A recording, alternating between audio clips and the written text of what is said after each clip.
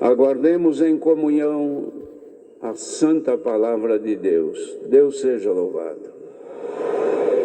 Deus e a guia do Espírito Santo, vem avante a palavra, irmãos, para lermos, escrita no livro, ou na Epístola dos Hebreus, no capítulo 12.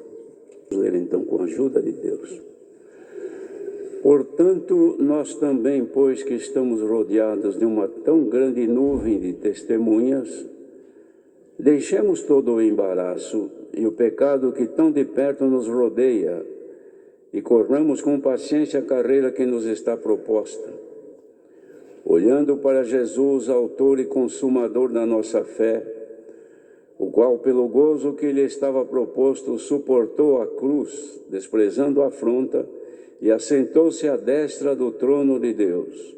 Considerai, pois, aquele que suportou tais contradições dos pecadores contra si mesmo, para que não enfraqueçais, desfalecendo em vossos ânimos. Ainda não resististe até o sangue, combatendo contra o pecado, e vos esquecestes da exortação que argumenta convosco como filhos. Filho meu, não desprezes a correção do Senhor, e não desmaies quando por ele fores repreendido, porque o Senhor corrige o que ama e açoita a qualquer que recebe por filho. Se suportais a correção, Deus vos trata como filhos, porque que filhos há a quem o Pai não corrija? Mas se estáis sem disciplina, da qual todos são feitos participantes, sois então bastardos e não filhos. Além do que tivemos nossos pais segundo a carne para nos corrigirem, e nós o reverenciamos, não nos sujeitaremos muito mais ao Pai dos Espíritos para vivermos? Porque aqueles, na verdade, por um pouco de tempo, nos corrigiam como bem lhes parecia, mas este para nosso proveito, para sermos participantes da sua santidade. E, na verdade, toda correção ao presente não parece ser de gozo, senão de tristeza, mas depois produz um fruto pacífico de justiça nos exercitados por ela.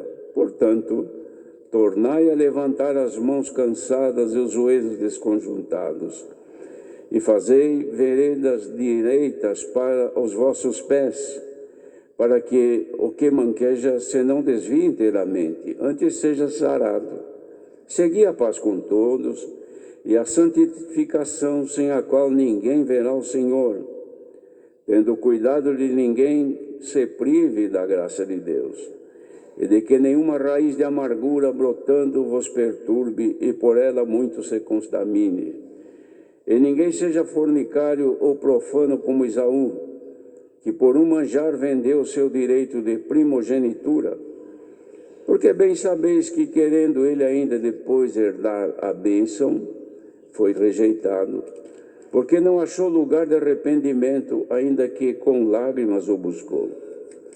Porque não chegaste ao monte palpável, aceso em fogo, e à escuridão e às trevas e à tempestade, e ao sonido da trombeta e à voz das palavras, a qual os que a ouviram pediram que se lhes não falasse mais, porque não podiam suportar o que se lhes mandava. Se até um animal tocar o monte, será apedrejado. E tão terrível era a visão que Moisés disse: estou todo assombrado e tremendo. Mas chegaste ao monte de Sião e à cidade do Deus vivo, a Jerusalém celestial e aos muitos milhares de anjos, a universal Assembleia e Igreja dos primogênitos, que estão escritos nos céus, e a Deus, o juiz de todos, e aos espíritos dos justos aperfeiçoados, e a Jesus, o mediador de uma nova aliança, e ao sangue da aspersão que fala melhor do que o de Abel. Vede que não rejeiteis ao que fala, porque se não escaparam aqueles que rejeitaram o que na terra os advertia, muito menos nós, se nos desviarmos daquele que é dos céus. A voz do qual moveu então a terra, mas agora anunciou dizendo: Ainda uma vez comoverei não só a terra, senão também o céu.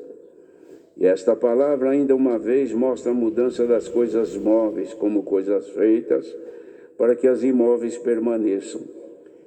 Pelo que, tendo recebido um reino que não pode ser abalado, retenhamos a graça pela qual sirvamos a Deus agradavelmente, com reverência e piedade, porque o nosso Deus é um fogo consumidor.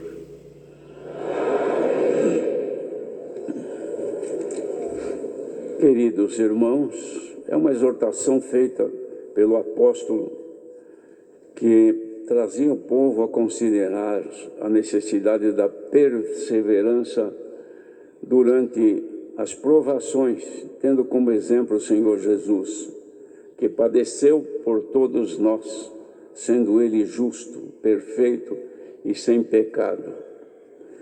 Então ele traz aqui, irmãos, lembrança aos irmãos hebreus, dizendo: nós também, agora que estamos rodeados de uma tão grande nuvem de testemunhas, devemos deixar todo o embaraço e o pecado que tão de perto nos rodeia e corramos com paciência a carreira que nos está proposta. Veja, irmãos, conclamava o povo diante das testemunhas inúmeras que estavam observando o povo de Deus, que nessa nova aliança, que era o Evangelho de Cristo, estava crescendo de forma diferente dos que viviam sob a escuridão, sob as trevas do pecado. Por quê? Porque agora eles estavam correndo com paciência uma carreira que havia sido a eles proposta, e que também essa mesma foi proposta a cada um de nós. Ele dizia: olhar para Jesus, autor e consumador da fé. Esse é o exemplo para nós. Pelo gozo que lhe estava proposto, ele suportou a cruz. O Senhor Jesus, já pela fé, ele via a obra que haveria de consumar na terra, e podemos crer que até, irmãos, pela fé podia contemplar que no final, como vivemos hoje, um grande número de fiéis haveriam de seguir o exemplo de fé que ele havia deixado.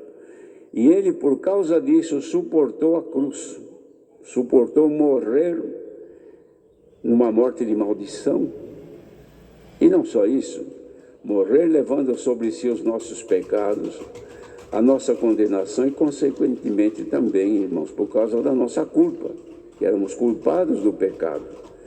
E ele suportou tudo isso, ainda que afrontado, mas ele desprezou, não reagiu, não retrucou, ele suportou a afronta, mas ele foi assentar-se à destra do trono de Deus. Então ele falava assim: os irmãos, considerem aquele que suportou essas contradições dos pecadores contra si mesmo, para vocês não se enfraquecer e nem desfalecer nos vossos ânimos. Esse é o motivo da palavra desta manhã, para que ninguém se enfraqueça e não desfaleça do ânimo que tem tido para servir a Deus. Então ele falava: se vocês não resistiram ainda até o sangue, combatendo contra o pecado, porque as tentações hoje são mais externas, ou na mente, ou enfim, de outras coisas, porém, dificilmente a gente está sendo açoitado e derramando sangue. Mas muitos já esqueceram da exortação que argumentava com eles, como filhos.